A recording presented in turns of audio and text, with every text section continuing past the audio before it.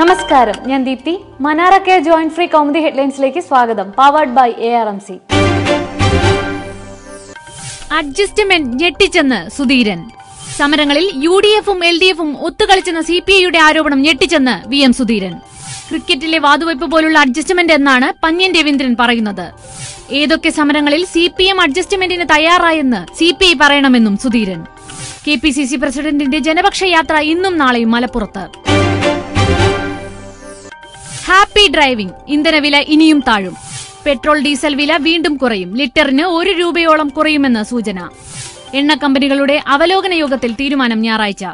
അന്താരാഷ്ട്ര വിപണിയിൽ ക്രൂഡ് ഓയിലിന് കഷ്ടകാലം. ബാരൽ വില $80.85.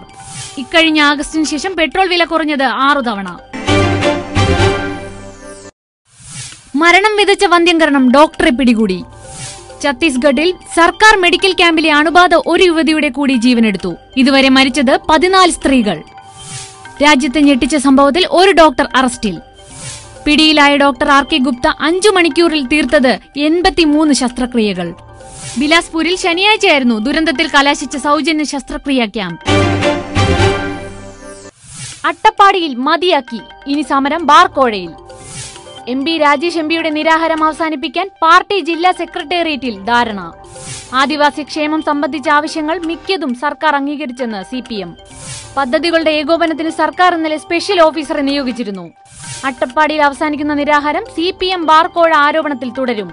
തീരുമാനം അടുത്ത മുന്നണി യോഗത്തിൽ. Manara care joint free Kaumudi headlines powered by ARMC സമാപിക്കുന്നു. അടുത്ത ഹെഡ്ലൈൻസ് 1 മണിക്കൂറിന് ശേഷം. നമസ്കാരം.